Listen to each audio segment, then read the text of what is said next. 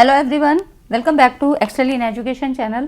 Friends, यहाँ पर हम लोग तैयारी करते हैं यूजीसी नेट और सेट की। ठीक है, 2023 में जो भी एग्ज़ाम आपके होने वाले हैं, जैसे कि एमपी सेट का भी होने वाला है और आपका यूजीसी नेट दिसंबर में होगा 2023 में। ठीक है, तो आज की इस वीडियो में हम लोग आईसीटी के कुछ इंपॉर्टेंट फुल फॉर्म और उन एब्रीविएशन के साथ साथ उनके एक्सप्लेनेशन को भी यहाँ पर देखेंगे। ठीक है, तो आज की वीडियो आपके लिए इंपॉर्टेंट होगी क्योंकि यहाँ पर जो भी टर्म्स लिए गए हैं वो सारे एग्जाम ओरिएंटेड हैं। ठीक है, ये कहीं ना कहीं आपके नेट के एग्जाम में पूछे गए हैं, तो ये वीडियो आप सभी के लिए इंपॉर्टेंट होगी। आप चाहे नेट की परीक्षा दे रहे हो, सेट की परीक्षा दे रहे हो, सभी जगह सिलेबस सेम है। ठीक है, तो यहाँ पर एग्जाम ओरिएंटेड चीज़ें ही आपको मिलती हैं। जो भी कंटेंट होता है वो आपके लिए यूजफुल होता है। तो इसलिए चैनल को सब्सक्राइब कर लीजिए और टेलीग्राम चैनल को भी ज्वाइन कर लीजिए। ठीक है, चलिए स्टार्ट करते हैं। वीडियो को पूरा देखिएगा, स्किप मत करिएगा, और पसंद आती है तो लाइक एंड शेयर बिल्कुल कर दिया करिए, है ना। यहाँ पर देखिए एआई का फुल फॉर्म क्या है, आर्टिफिशियल इंटेलिजेंस। काफ़ी चलता है आजकल, है ना, बहुत ज़्यादा डिमांडिंग है और काफ़ी इसकी वैल्यू भी है। एल्गोरिथमिक लैंग्वेज, ठीक, इसका ये फुल फॉर्म होता है। ALU अर्थमेटिक लॉजिक यूनिट, इसके बारे में थोड़ा सा हम डिटेल में बात करेंगे क्या होता है, क्योंकि इससे संबंधित फंक्शन यहाँ पे पूछे जाते हैं। ARPANET advance research project agency network, ठीक है, ARPANET। आप इसका एक एक चीज़ याद रखिएगा क्योंकि थोड़ा बड़ा फुल फॉर्म है और अक्सर पूछा जाता है। Advance research project agency network, ठीक है, तो एक एजेंसी के रूप में यहाँ पर ये काम करता है। ASCII American standard code for information interchange, काफ़ी पूछा जाता है ना, बहुत आपके जो है नेट के एग्जाम में कई बार पूछा गया है। ATM एसिंक्रोनस ट्रांसफर मोड या ऑटोमेटिक टेलर मशीन, जो आपके ऑप्शन में हो आप वो टिक कर सकते हो। ठीक है, सिंक्रोनस और एसिंक्रोनस का फर्क थोड़ा समझ लीजिए क्या होता है, क्योंकि ये आईसीटी के साथ साथ आप कम्युनिकेशन में भी पढ़ते हैं। ठीक, सिंक्रोनस जो आपका क्या होता है, रियल टाइम ट्रांसमिशन या कम्युनिकेशन होता है सिंक्रोनस में, है ना। उस समय आप क्या है, जैसे कि आप लाइव क्लासेस करते हैं तो ये क्या होता है, सिंक्रोनस कम्युनिकेशन होता है, क्योंकि यहाँ पर आपको लाइव टीचर्स पढ़ा रहे होते हैं और आप साथ ही साथ अपनी क्वेरीज पूछ सकते हो। ठीक है, एसिंक्रोनस में क्या होता है, जैसे कि यूट्यूब में आप बाद में वीडियो देखते हो रिकॉर्डेड फॉर्म में, है ना, तो ये सारी ये एसिंक्रोनस होता है। वहाँ पर आप कोई भी ऐसा मोड का यूज़ नहीं कर सकते हो जिसमें आप अपनी क्वेरीज को तुरंत पूछ सको, और सिंक्रोनस में क्या होता है, उसी समय रियल टाइम कन्वर्सेशन होता है। ठीक, ये फ़र्क होता है और ये अक्सर पूछा जाता है। अभी भी आपके कम्युनिकेशन के सवाल में यूजीसी नेट का जो जून में एग्जाम हुआ था उसमें पूछा गया है। तो ALU का थोड़ा सा समझ लेते हैं, इसका फंक्शन क्या होता है। और देखिए इंग्लिश वाले लोग यहाँ पर देख सकते हैं। ठीक है, तो ALU stand for arithmetic logic unit, ये इसका फुल फॉर्म होता है। और ये क्या है, फंडामेंटल कंपोनेंट है किसका, CPU का, सेंट्रल प्रोसेसिंग यूनिट। ठीक है, तो अब इसका यहाँ पे देखिए, तो कंप्यूटर की सेंट्रल प्रोसेसिंग यूनिट का एक कंपोनेंट होता है। और ALU कंप्यूटर के रजिस्टर या मेमोरी में जो कलेक्टेड डेटा पर यहाँ पे क्या करता है, मैथमेटिकल और रीजनिंग ऑपरेशन करता है। ठीक है, उसमें क्या क्या चीज़ें होती हैं, जैसे कि एडिशन, सब्ट्रैक्शन, मल्टीप्लिकेशन, डिवीजन, इनके साथ साथ ये आपके लॉजिक ऑपरेशन जैसे कि एंड और नॉट को भी यहाँ पर पूरा करता है ना।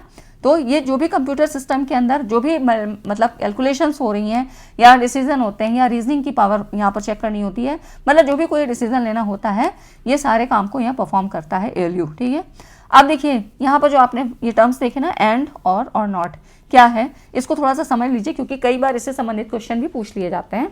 तो एंड में क्या होता है, ये एंड गेट की टेबल है ना। एंड मतलब इसको आप मल्टीप्लिकेशन की तरह समझिए। ठीक है, यहाँ पर ये गुणा होता है यहाँ पर, है ना, जिसको हम मल्टीप्लिकेशन कहते हैं, इनटू करते हैं यहाँ पर। और में क्या होता है, प्लस, है ना, एडिशन किया जाता है। नॉट में क्या होता है, इन्वर्स होता है ना, तो ये आपका इन्वर्स फॉर्म में होता है ना। तो यहाँ पर देखिए इसमें एंड गेट में क्या होता है, तो एक इनपुट A है और एक B है, दो इनपुट है, सब में ही देखिए दो इनपुट है। ठीक, अब यहाँ पर देखिए, यहाँ पर 0 × 0 अगर होगा तो क्या होगा, 0 आएगा आउटपुट में, है ना। 0 × 1 मतलब कहीं पर भी अगर 0 है तो वो आपका आउटपुट 0 आएगा।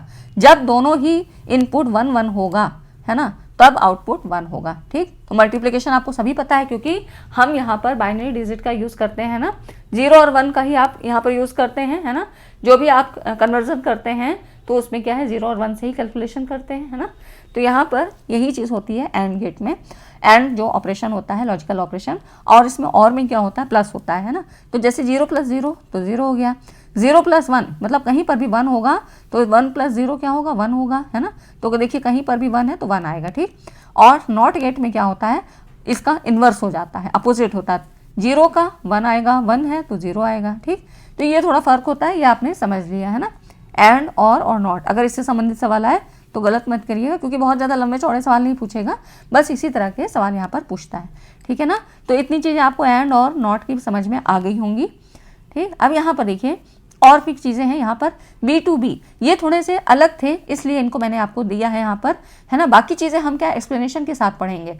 B2B और B2C क्या है, बिजनेस टू बिजनेस और बिजनेस टू कंज्यूमर कहाँ पे यूज़ होता है, ई-कॉमर्स में यूज़ होता है। ठीक, ई-कॉमर्स के बारे में मैं थोड़ा अभी आपको अगली स्लाइड में बताती हूँ। बेसिक क्या है, बेसिक का फुल फॉर्म देखिए, Wagner's all purpose symbolic instruction code, है ना, बेसिक, है ना। तो यहाँ पर देखिए कुछ आपको हिडन फॉर्म में जो यहाँ पर ये मिलते हैं इसके फुल फॉर्म में। BCC blind carbon copy, internet के फॉर्म में, इसमें जो आप इसमें देखते हैं इंटरनेट के सवाल में इस तरह के सवाल बहुत पूछे गए हैं। Blind carbon copy, CC carbon copy, तो इससे संबंधित सवाल बहुत पूछे, मैंने आपको क्वेश्चन में भी करवा रखा है। BCD क्या है, बाइनर कोडेड डेसिमल है। बायोस काफ़ी पूछा गया है, 1-2 बार क्वेश्चन ये पूछा गया है। बेसिक इनपुट आउटपुट सिस्टम होता है। बूटस्ट्रैप प्रोटोकॉल, ठीक, बूटैप, तो यहाँ पर ये इसका होता है। ई-कॉमर्स के बारे में थोड़ा सा समझ लेते हैं। ई-कॉमर्स जैसा कि आपको समझ आ रहा है कॉमर्शियल पर्पस से, तो यहाँ पर कंप्यूटर और इंटरनेट सेवाओं का उपयोग करके किसी भी व्यवसाय को संचालित करना ई-कॉमर्स कहलाता है। ठीक है, यहाँ पर आपको जाना नहीं पड़ेगा, खाली ऑनलाइन माध्यम से ही आपका सारा चीज़ होगा, है ना। जैसे आप ऑनलाइन शॉपिंग करते हैं तो आप क्या करता है, घर में जो है आपकी डिलीवरी हो जाती है ना, होम डिलीवरी होती है, और इस तरह से आप क्या है ट्रांजेक्शन कर देते हैं, पैसे वहाँ पहुँच गए और आपकी चीज़ें घर आ जाती है ना, यही हो जाती है e-commerce.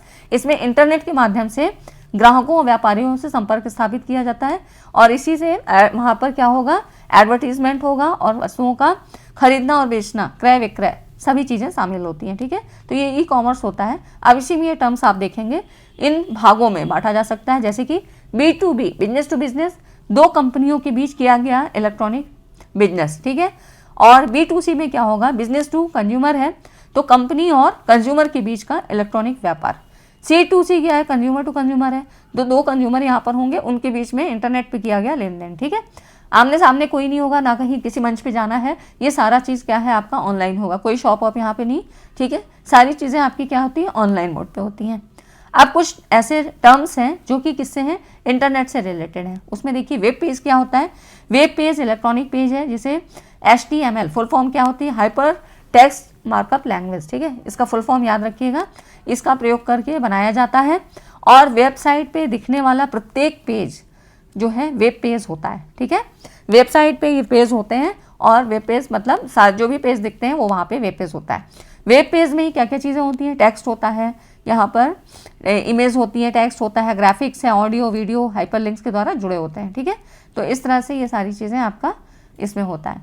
FTP file transfer protocol को FTP के रूप में जानते हैं, इंटरनेट सेवा का उपयोग करके कंप्यूटरों के बीच फाइल को यहाँ पे ट्रांसफर करता है। ठीक है, तो FTP हो गया। HTML इसकी जो है हाइपर टेक्स्ट मार्कअप लैंग्वेज। ठीक है, इसको इंटरनेट पे जो है ट्रांसफ़र किया जा सकता है। अगला देखिए वेबसाइट, एक ही डोमेन नेम के अंतर्गत पाए जाने वाले वेब पेज का संकलन यहाँ पर वेबसाइट कहलाती है। मतलब एक ही डोमेन से संबंधित जो भी कलेक्शन होगा वेब पेज का, वो किसमें होता है, वेबसाइट पे। इसीलिए आपसे कहते हैं ना वेबसाइट, उस वेबसाइट को देख लीजिएगा, आपको वहाँ पे काफ़ी सारा कलेक्शन मिल जाएगा। ठीक है, तो ये वेब पेज का ही कलेक्शन यहाँ पर है। वेबसाइट में कंटेन 1 और मोर वेब पेज, है ना, एक या एक से अधिक वेब पेज हो सकते हैं, और विभिन्न पेज जो है वेबसाइट के विभिन्न पेज आपस में हाइपर लिंक के द्वारा जुड़े होते हैं। ठीक है, तो ये सारे टर्म्स आपको जानना इसलिए ज़रूरी, क्योंकि टेक्निकल टर्म्स में क्या होता है, जब वहाँ पर जो चीज़ें आपके ऑप्शन में आती हैं तो उसमें आप थोड़ा कंफ्यूज हो जाते हो, क्योंकि मिलते जुलते ऑप्शन होते हैं, तो इसलिए चीज़ों को क्या है टू द पॉइंट जानना ज़रूरी होता है। होम पेज क्या है, किसी भी वेबसाइट का पहला या जो मेन पेज होता है वो होम पेज होता है। वेबसाइट को खोलने पर सबसे पहले उसका होम पेज ही कंप्यूटर पे आता है ना, और इस होम पेज पे क्या क्या होगा, इंडेक्स हो सकती है, और इसमें विभिन्न पेज को देखते समय होम बटन क्लिक करने पे होम पेज अपने आप आ जाता है ना। होम पे जब कहते हैं होम पे जाओ तो यहाँ पर फिर होम पेज अपने आप खुल जाएगा। ठीक है, होस्ट इंटरनेट सेवा व अन्य सुविधाएं प्रदान करने के लिए नेटवर्क से जुड़ा प्रत्येक कंप्यूटर होस्ट कहलाता है। ठीक, आईपी को इंटरनेट प्रोटोकॉल के रूप में जानते हैं, जो एकल नेटवर्क पर कंप्यूटर के सेट या इंटरकनेक्टेड नेटवर्क की श्रृंखला के बीच डेटा या सूचना का आदान प्रदान करने की विधि है ना। मतलब जो यहाँ पे कह रहा है कि internet protocol is the method of exchanging the data और information between the set of computer, ठीक है, ऑन द सिंगल नेटवर्क। एक नेटवर्क है जिसमें कि ये बहुत सारे नेटवर्क को यहाँ पर मतलब जो भी यहाँ पर सिंगल नेटवर्क और the series of the interconnected network. तो यहाँ पर ये क्या होता है कि सेट ऑफ कंप्यूटर्स को यहाँ पर इंफॉर्मेशन या डेटा दे सकता है, ठीक है। मतलब एक इंटरनेट प्रोटोकॉल का ऐसा माध्यम होता है जो कि एक्सचेंजिंग द डाटा और information between the set of computer, ठीक। तो ये हो जाता है किसके द्वारा, आईपी के द्वारा, इंटरनेट प्रोटोकॉल के द्वारा। अब देखिए इसी से संबंधित होता है इंटरनेट सर्विस प्रोवाइडर। तो ये एक इंटरनेट सेवा प्रदान करने वाली संस्था होती है और इससे जुड़े अन्य कंप्यूटरों को इंटरनेट से जुड़ने की सेवा यहाँ पर प्रदान की जाती है, ठीक है। तो ये हो गया इंटरनेट सर्विस, जो सर्विस प्रोवाइड करे इंटरनेट की, तो वही हो गया इंटरनेट सर्विस प्रोवाइडर, आईएसपी कहीं कहीं आपको ऐसे लिखा होगा, ठीक। तो इस तरह से भी आ जाता है। पॉपअप, ये सब क्या है, इंटरनेट में काफ़ी यूज़ होते हैं, है ना। तो इसमें देखिए पॉपअप मतलब वर्ल्ड वाइड वेब पर सर्फिंग करते समय या वेब पेज पढ़ते समय जो अपने आप विंडोज़ खुल जाती हैं, कुछ छोटी छोटी विंडोज़ अपने आप खुल जाती हैं, इन्हीं को पॉपअप कहते हैं, ठीक है। ये क्या है, अनवांटेड विंडो होती है ना, अनवांटेड विंडो, ऐसे याद रखिएगा। Use for online commercial advertisement, मतलब ये क्या है, एडवर्टीजमेंट के लिए इनको यूज़ किया जाता है, ऑनलाइन व्यावसायिक विज्ञापनों के लिए। जब आप बीच बीच में देखते हैं ना, कई ऐसी चीज़ें आज आपके सामने आ जाती है जिनकी हमें ज़रूरत नहीं है, तो अनवांटेड है और वो अपना प्रचार करने के लिए यहाँ पर दिखाई देती हैं, ठीक। तो ये आपका पॉपअप है ना, ये हो जाता है। तो अब देखिए क्लाउड कंप्यूटिंग, इससे संबंधित सवाल भी आपके पूछे गए हैं। अब इसमें क्या होता है, किसी कंप्यूटर द्वारा इंटरनेट से जुड़कर इंटरनेट पे उपलब्ध सुविधाओं का उपयोग करना क्लाउड कंप्यूटिंग कहलाता है ना। अब इसमें तो क्लाउड कंप्यूटिंग में मतलब क्या हुआ कि जैसे कि कहाँ पे यूज़ करेंगे, जब जैसे कि हम कंप्यूटर की जब स्टोरेज में डाटा स्टोर करते हैं तो उसे एक्सेस करने के लिए क्या करना पड़ता है, कंप्यूटर को यूज़ करते हैं ना, कंप्यूटर पे हमें डिपेंड रहना पड़ता है। तो क्लाउड कंप्यूटिंग में क्या होता है, इंटरनेट के माध्यम से डेटा और रिसोर्सेस को कहीं से भी इस्तेमाल कर सकते हैं, इसका मतलब ये हुआ। तो मतलब इंटरनेट के द्वारा आप उपलब्ध सुविधाओं का उपयोग करना क्लाउड कंप्यूटिंग कहलाता है। इसमें आपको ये नहीं कि मतलब हमारे पास जो भी सोर्सेज है उसी के थ्रू हम करेंगे, कहीं से भी आप जो है इंटरनेट के थ्रू आप कनेक्ट हो सकते हो। इसमें क्या क्या है, वर्ल्ड वाइड वेब है, सोशल नेटवर्किंग साइट जैसे कि Facebook, Twitter, YouTube, web browser, email, online backup, ये सारी चीज़ें क्या आती हैं, क्लाउड कंप्यूटिंग में आती है ना। तो इसमें क्या होता है कि जैसे कि आप गूगल ड्राइव या फेसबुक, जीमेल पर आप अनलिमिटेड स्टोरेज कर सकते हैं। मतलब जैसे कि कंप्यूटर वगैरह पे तो क्या होता है कि कुछ हम मतलब कोई लिमिटेशंस होती हैं ना, उसको यूज़ करना है। लेकिन क्लाउड कंप्यूटिंग में क्या होता है कि जैसे आप गूगल ड्राइव में कुछ चीज़ों को स्टोर कर लेते हैं, कहीं भी देख सकते हैं, कभी भी देख सकते हैं। तो ये सारी चीज़ें होती हैं। एजुकेशन के फील्ड में, ई लर्निंग, ई गवर्नेंस में, है ना, गवर्नेंस मतलब सरकारी क्षेत्र में, बिजनेस के क्षेत्र में इसका उपयोग कर सकते हैं। आर्ट के क्षेत्र में अट्रैक्टिव जो है कार्ड्स, यहाँ पर बुकलेट्स, इमेज, इसको जल्दी और सरलता से डिज़ाइन करने के लिए यहाँ पर ये सब क्लाउड कंप्यूटिंग का यूज़ किया जाता है, ठीक है। तो क्लाउड कंप्यूटिंग मतलब एक ऐसा वो है कि यहाँ पर हम ज़्यादा जो है डाटा वगैरह स्टोर कर सकते हैं और कहीं से भी इसको इस्तेमाल किया जा सकता है, ठीक है। तो इसमें ये सारी चीज़ें आती हैं आपकी, ये है आपका क्लाउड कंप्यूटिंग, है ना। तो ये हो गया आपका। और उसके बाद देखिए रियल टाइम कम्युनिकेशन, यहाँ पर ये क्या होता है, दो या अधिक यूजर्स के बीच सीधा संवाद स्थापित कर तत्काल सूचनाओं का, यहाँ पर टू और मोर users call real time communication. जो ही मैंने आपको बताया कि जैसे सिंक्रोनस में मैंने बताया था आपको कि रियल टाइम कम्युनिकेशन होता है, इसी को यहाँ पे लाइव कम्युनिकेशन भी कहा जाता है ना। जैसे कि आप टेलीफोन में बात कर रहे हैं, आप इधर से सेंडर मतलब सेंडर कम्युनिकेशन में हम लोग पढ़ चुके हैं ना, सेंडर रिसीवर, तो आप वहाँ से भेज रहे हैं, यहाँ से आप कन्वर्सेशन कर रहे हैं सेंडर की तरफ से, और रिसीवर की तरफ से भी तुरंत जवाब आ रहा है ना। ये चीज़ें मोबाइल फ़ोन पे, टेलीकॉन्फ्रेंसिंग, वीडियो कॉन्फ्रेंसिंग, ठीक। तो वॉइस ओवर इंटरनेट प्रोटोकॉल, ये सब क्या है आपके, ये जो है रियल टाइम कम्युनिकेशन होते हैं, ठीक है। आप देखिए यहाँ पर MPEG, ये सारे फॉर्म जो है ना पूछे जाते हैं। इसके अलावा आपको और क्या क्या चीज़ें पढ़नी है, जैसे कि आपको पता है ना डाउनलोड अपलोड क्या होता है। डाउनलोड मतलब अपने में लेना, है ना, जैसे आप बोलते हो नहीं PDF दे देना, हम डाउनलोड कर लेंगे, तो मतलब किसी दूसरे कंप्यूटर या सर्वर से डाटा को लोकल कंप्यूटर पे या अपना जो भी आपका डिवाइस है उस पर जो है प्राप्त करना, ठीक है। तो यहाँ पे कमांड दिया जाता है गेट, है ना। अपलोड मतलब कहीं पर भेजना, जैसे कि अब हम लोग यहाँ पर यूट्यूब में क्या करते हैं, वीडियो अपलोड हो गई है ना, वीडियो अपलोड हो गई है, वीडियो अपलोड कर दी है, तो यहाँ पर क्या है कि हम अपने माध्यम से वहाँ पर मतलब यूट्यूब प्लेटफॉर्म पे वीडियो को हम अपनी भेज रहे हैं, अपलोड कर रहे हैं, ठीक। तो जैसे कि किसी नेटवर्क में डेटा या सूचना को दूसरे कंप्यूटर या सर्वर को भेजने की प्रक्रिया अपलोड कहलाती है, मतलब अपलोड करना। तो ये मतलब अपलोड कर देना मतलब भेज देना दूसरी जगह उसको, और डाउनलोड क्या मतलब अपने में ले लेना, ठीक। ये फ़र्क हो जाता है, ये तो आपको पता ही है, अपलोड और डाउनलोड। MBEG क्या है, मूविंग पिक्चर एक्सपर्ट्स ग्रुप। ये वीडियो डेटा या फाइल को डिजिटल फॉर्म में कंप्रेस करके नेटवर्क पर यह संग्रहित मतलब कलेक्ट करने की टेक्निक होती है ना, डेटा और files in digital form over a network. तो अब इसको क्या है, using this movies and movies can be sent and viewed over the network, ठीक है। इसका प्रयोग कर चलचित्रों और सिनेमा आदि को नेटवर्क पर भेजा तथा देखा जा सकता है ना। तो ये हो गया मूविंग पिक्चर एक्सपर्ट्स ग्रुप, है ना। इसमें जो भी मूविंग है, जैसे कि आपका मूवीज़ है ना, तो मूविंग मतलब गति रूप में होती है ना, गतिमान अवस्था में, तो यहाँ पर मूवीज़ को यहाँ पर भेज सकते हैं, मतलब देख सकते हैं। तो ये सारी चीज़ें इसको याद रखिएगा क्योंकि मूविंग पिक्चर्स होती हैं, ठीक है। अब यहाँ पर देखिए एक और आएगा इसी तरह, JPEG joint photography expert group. ये यहाँ पर पिक्चर मतलब इमेज, ग्राफिक्स, रेखाचित्र, इन सबको डिजिटल डाटा में परिवर्तित कर नेटवर्क पर भेजने, कलेक्ट करने और देखने की एक टेक्निक है। तो JPEG joint photographic expert group. तो ये कई बार आपसे पूछा जाता है, जैसे एग्जाम्पल आपको दे देगा। तो मूविंग में क्या था, मूवीज़ थी जो कि ऑनलाइन आप मतलब मूव करते हुए दिखाई दे रहे हैं। ज्वाइंट में JPEG में जैसे आपसे कहते नहीं यहाँ पे पिक्चर को कंप्रेस करके देखने का, है ना। तो यहाँ पर कन्वर्टिंग पिक्चर्स एंड ग्राफिक, तो यहाँ पे ये पिक्चर्स और ग्राफिक्स को कन्वर्ट करते हैं। तो JPEG मतलब फॉर्मेट में यूज़ करते हैं, इमेज को फॉर्मेट JPEG फॉर्मेट में, जैसे कि आपको कभी फॉर्म भरने के लिए यहाँ पर देते हैं नहीं, ये तो कंप्रेस करके यहाँ पर कहा जाता है कि JPEG फॉर्म में। तो यही चीज़ कह रहा है कि digital data and sending, storing and view them over the network, है ना। किसको, पिक्चर और ग्राफिक्स को, ठीक। उसके बाद PDF में क्या है, पोर्टेबल डॉक्यूमेंट फॉर्मेट। इसका फुल फॉर्म याद रखिएगा, कई फाइल लिखा होता है, मतलब आपको कंफ्यूज करने के लिए वहाँ पे फाइल भी होगा, ठीक है। तो यहाँ पर पोर्टेबल डॉक्यूमेंट फॉर्मेट, ये क्या है, 2 dimensional. It is a popular standard for storing and transferring 2 dimensional, ठीक है। 2 डायमेंशनल होगी, इसमें 2 डायमेंशन होंगी, जैसे कि टेक्स्ट, इमेज, डायग्राम, ये सारी चीज़ें। और इसको किसने किया था, एडोब सिस्टम के द्वारा, ठीक है। ये कंपनी के द्वारा यहाँ पर 1993 में जारी किया गया था। तो PDF आपको पता ही है, पोर्टेबल डॉक्यूमेंट फॉर्मेट, है ना।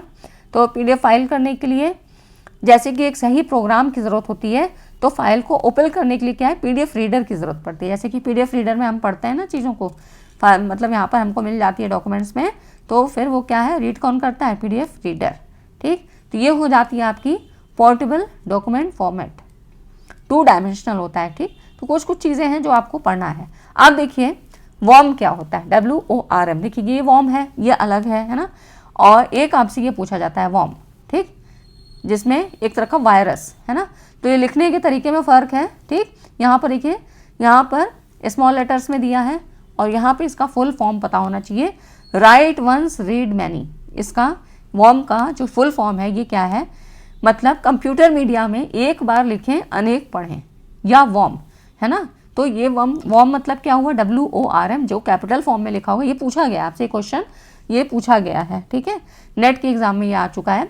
राइट वंस रीड मैनी मतलब ये एक डेटा स्टोरेज टेक्निक है जो डेटा को एक स्टोरेज माध्यम में एक ही बार लिखने की अनुमति देती है और डेटा को मिटाने या संशोधित होने से रोकती है। मतलब यहाँ पर जो डेटा है यहाँ पे इरेज और मॉडिफाइड जो है करने से बचाया जाता है, प्रिवेंट किया जाता है, ठीक है। तो मतलब यही कह रहा है कि ए राइट वंस, एक बार लिखा गया और पढ़ा गया कई बार, है ना, ये चीज़ है, ठीक है। तो इसमें कंफ्यूज नहीं होना, ये क्वेश्चन भी आ चुका है और ये भी पूछा गया है।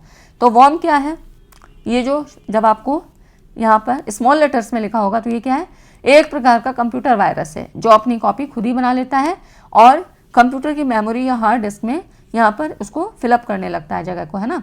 तो वॉर्म वायरस होता है, ये प्रोग्राम से जुड़े बिना नेटवर्क की जो है सुरक्षा को यहाँ पर डिस्ट्रॉय करता है। मतलब ये डाटा या फाइल में किसी प्रकार का परिवर्तन नहीं करता है, अपनी कॉपी खुद ही बनाकर तेज़ी से फैलता है और मेमोरी में यहाँ पे स्थान कवर करता है, ठीक है। तो अब इससे क्या होगा, वॉर्म से जो प्रभावित कंप्यूटर है इसकी स्पीड कम हो जाएगी और मेमोरी क्या है, क्रैश भी हो सकती है ना। तो ये चीज़ें होती हैं वॉर्म के द्वारा, ये एक वायरस है, ठीक है। एक वॉर्म आपने पढ़ा, देखिए कहने पे तो दोनों चीज़ें सेम लग रही हैं, लेकिन जब आपको लिखित फॉर्म में आएगा तो वहाँ पे डिफ्रेंशिएट पता होना चाहिए, ठीक है ना। तो ये हो गया आपका वॉर्म। अब इसी में एक क्वेश्चन और आता है, ट्रोजन हॉर्स। ट्रोजन हॉर्स भी क्या है, एक प्रकार का वायरस है जो स्वयं को एक उपयोगी सॉफ्टवेयर जैसे कि गेम, यूटिलिटी प्रोग्राम की तरह प्रस्तुत करता है, और जब इस सॉफ्टवेयर को चलाते हैं तो ट्रोजन हॉर्स पृष्ठभूमि में कोई अन्य कार्य संपादित करता है, ठीक है। इसका उपयोग अनऑथराइज्ड पर्सन द्वारा कंप्यूटर की सूचनाओं तक पहुंचने के लिए और उनका इस्तेमाल करने के लिए किया जाता है। ये अपनी कॉपी स्वयं नहीं बनाता है, जैसे कि ये वायरस तो है, तो वॉर्म में वहाँ पे हमने पढ़ा वॉर्म वायरस है तो वो अपनी कॉपी स्वयं बनाता है ना, लेकिन यहाँ पर ये ट्रोजन हॉर्स अपनी कॉपी स्वयं नहीं बनाता है, ठीक। Trojan horse does not make its own copy, ये फर्क होता है। ये पूछा गया, ये भी क्वेश्चन आपका आ चुका है ना। तो यहाँ पर हमने वो कुछ खास इंपॉर्टेंट चीज़ें ली हैं जिससे कि आपका कम समय में ज़्यादा चीज़ें यहाँ पर कंप्लीट हो जाएं। स्पैम, स्पैम भी क्या है, कंप्यूटर और इंटरनेट का प्रयोग करके यहाँ पर कुछ अनवांटेड तथा अवैध रूप से भेजा गया ईमेल संदेश स्पैम कहलाता है ना, जिसको आप नहीं चाहते हो, और ये क्या है, सही भी नहीं है, लॉजिकली भी सही नहीं है। तो ये जो ऐसे ईमेल जो है, ये संदेश क्या है, स्पैम कहलाते हैं। और इसमें नेटवर्क में क्या होता है कि इसको दुरुपयोग के रूप में भी जाना जाता है, स्पैम, है ना। तो ये आप काफ़ी यूज़ करते हो। अब उसके बाद देखिए फिशिंग, ये काफ़ी पूछा गया था, अब ये 2-3 बार से ऐसे क्वेश्चन बन रहे हैं इसके द्वारा। तो थोड़ा टर्म समझ लीजिए, जब आप टर्म समझे रहते हैं तो कई बार आप वहाँ पे, क्योंकि नेगेटिव मार्किंग नहीं है, और पूरे 50 क्वेश्चंस करिए आप, ठीक है। आप कुछ भी मतलब यहाँ पर लॉजिक लगा के अपने आप समझ बूझ के कैसे भी करके वहाँ पे पूरे क्वेश्चन सॉल्व करिए, कोई नेगेटिव मार्किंग नहीं है, ना नेट में है ना सेट में है। तो यहाँ पर फिशिंग का मतलब क्या है, इंटरनेट पर यूजर्स के यूजर नेम, पासवर्ड या अन्य जो भी पर्सनल इंफॉर्मेशन है इसको प्राप्त करने का प्रयास करना फिशिंग।